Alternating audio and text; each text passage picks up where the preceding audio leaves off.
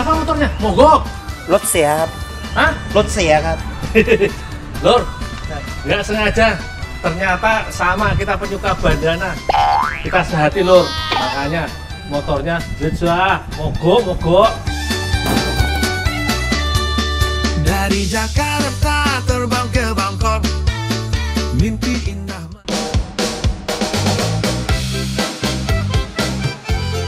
Lur, perjalananku menjelajahi negeri Gajah Putih Thailand masih berlanjut.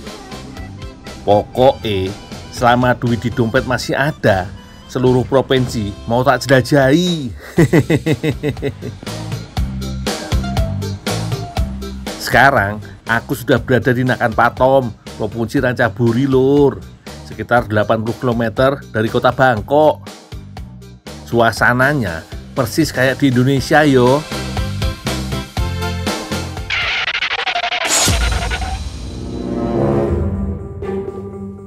Loh, sopo iki? Bikin kaget aja. Paman, kenapa motornya? Mogok? รถเสียครับ Hah? รถเสียครับ สตาร์ทไม่ติดครับ Mogok? ครับ Wah, kasihan juga. Sini paman, tak bantuin. Lur, meski aku gak jago-jago banget, tapi yo mesti tak coba. Bensin aman, busi aman, mesin juga aman. Apa yo yang bikin mogok? Cobalah, tak jambi-jambi dulu. Hidup. Pagi Gak ngefek, Lur. Si paman malah ngajak bercanda. Lur, nggak sengaja. Ternyata sama kita penyuka bandana. Kita sehati, Lur. Makanya motornya jejak, mogok. Tak bantuin, Lur. Aku jadi berasa ketemu kembaranku di Bangkok, Lur.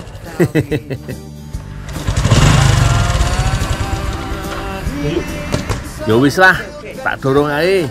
Siap-siap ya paman. Lanjut, cuy. Alhamdulillah, nyala juga, Lur. Aku ikut yo paman. Lumayan, Lur, diboncengin. Capek jalan mulu dari tadi. Lur, paman yang baru ku kenal ini namanya Paman Siam. Ngomong-ngomong, ini tepung buat opo yo? Banyak banget, sampai berkarung-karung. Mama, ini bikin apa? เดี๋ยวเข้าโรงงาน Oh, mie. ใช่ Oh, โรงงาน iya. เส้นหมี่ Ya. ครับ Nanti tak bantulah. Oh.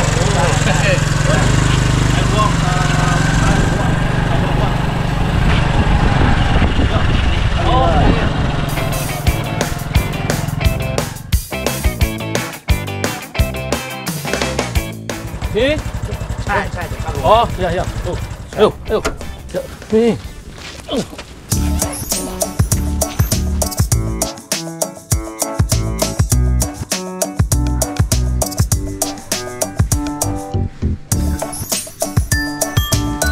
Ternyata Paman Siam membawaku ke UMKM pembuatan mie tradisional Thailand.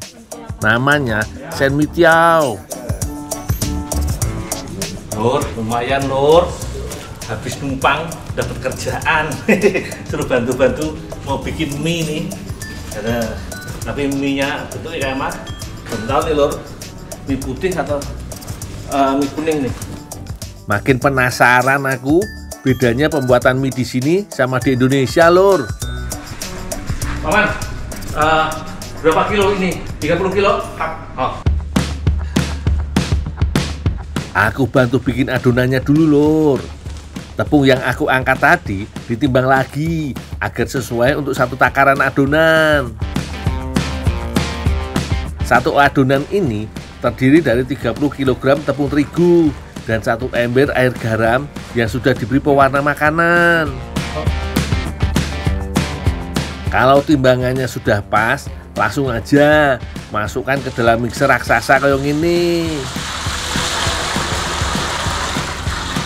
Tumpahkan airnya, lalu masukkan tepung sedikit demi sedikit. Walaupun pakai mesin, Tapi tetap aja lur, sesekali masih dibantu manual pakai tangan juga biar makin kalis. Lur, di pabrik ini berhubung produksinya massal banyak lur, ngadonnya udah nggak pakai tangan. Kalau dulu ngadonnya masih pakai tangan lur, tapi sekarang udah pakai mesin lur. Nah, ini aku mau ngambil yang udah jadi nih ya. Kalau sudah kayak gini, kita tinggal tunggu 15 menitan sampai adonan bener-bener kalis yo. Tandanya udah gak lengket lagi di tangan lur.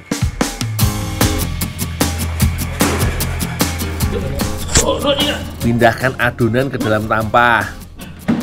Diamkan dulu selama kurang lebih setengah jam agar adonannya rileks lur. Emang kita doang yang butuh rileks.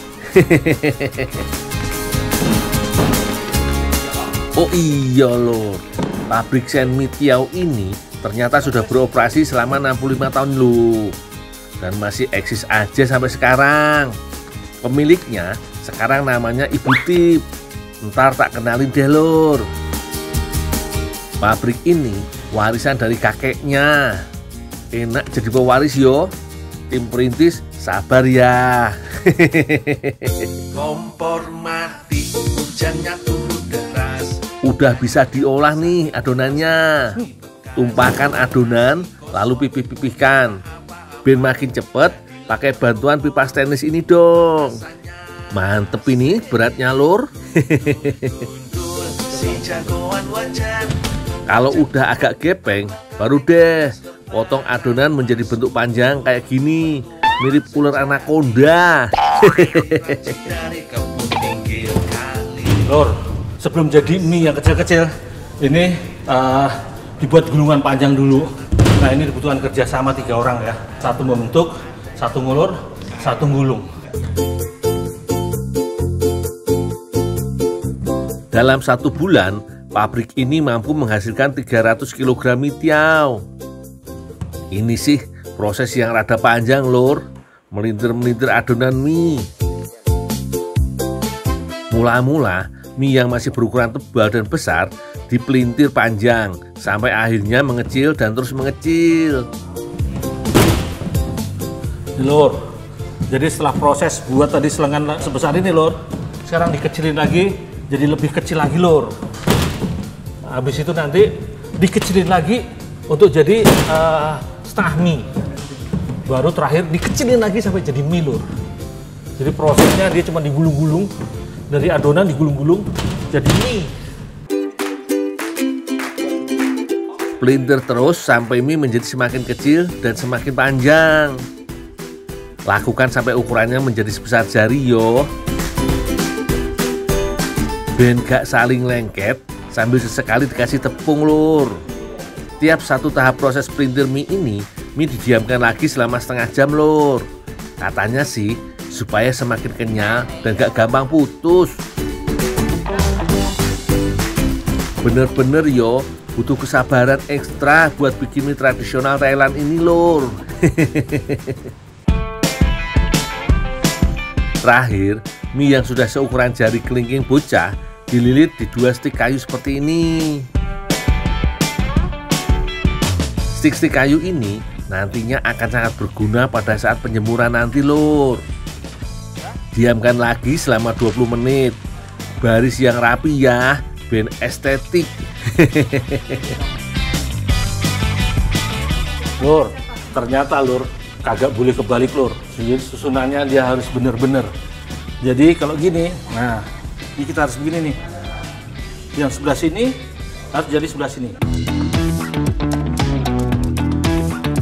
Lur, mumpung panas nih, mie tadi aku jemur dulu yo.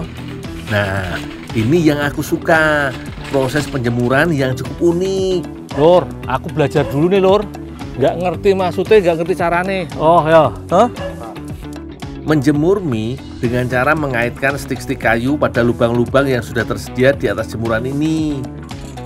Tarik lagi mie-nya ke bawah hingga mie-nya kembali memanjang dan ukurannya menjadi semakin kecil dan ramping. Tarik 2 kali sampai stik kayu bisa dimasukkan ke lubang jemuran yang paling bawah. Nah ini lur, di proses penjemuran ini ternyata ada beberapa proses yang harus dijalani ya. Yang pertama tadi adalah proses penarikan, kemudian pembelahan. Fungsinya adalah penarik supaya dia jadi mie yang lebih kecil lagi, kemudian dibelah itu supaya nggak kusut. Nah ini nanti setelah beberapa saat ditarik lagi lur, bisa lebih panjang seperti itu tuh. Semua proses memang masih tradisional banget lur. Kalau panas menyengat, cukup jemur selama 3 jam saja. Tapi kalau matahari agak galau, sebentar mendung sebentar panas, proses penjemurannya bisa mencapai 5-6 jam lur. Oh iya, mie ini biasanya dijual di sekitaran Nakhon Pathom, Ratchaburi, Bangkok lur. Dan terus menyebar hingga ke 10 provinsi yang berada di sekitar Thailand. Kalau rame gini, mie-nya jadi estetik banget ya lur.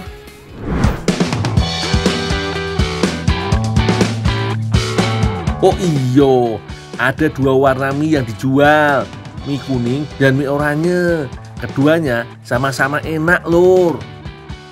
Kalau sudah di packing, mie ini dimasukkan dalam kantong plastik berukuran 10 kg lur. Mantep bener ya. หยุดทำงานกินก่อนนะคะ Oh, เดี๋ยว it's me. ส้มตำ Oh, ya. Kamu kan. Waduh, tiba-tiba banget nih aku dimasakin mie khas Thailand ini. Yo kalau kayak gini, aku udah bisa nolak lur. Apalagi lambungku lagi kembang kempis kelaparan. Lumayan lur, capek-capek sama juragan nih dimasakin mie nih. 2 lagi. Nih, satu mie rebus kuning, yang satu nih mie goreng nih, mie goreng kremes. Ini yang aku bilang di awal tadi lur. Juragan pemilik pabrik mie, namanya Ibu Ti. Baik bener emang Ibu Ti ini. Makasih ya Bu, aku tak makan dulu. Bener lur, mie kremes lur. Rasanya crunchy banget. Bang, bumbunya juga pas. Oke. Asin pedesnya itu dapat banget. Enak tenan nih lur, mie oranye kriuk dan mie kuning rebus. Wah, kalau kayak gini terus aku yo betah. Jos gandos pokoknya. Jangan lupa lur, jangan takut-takut atau jangan ragu-ragu untuk nolong orang. Karena kalau kita baik hati dengan orang, pasti Tuhan balas di lain waktu lur. Karena usaha itu tidak akan membohongi hasil. Hasil tidak membohongi usaha.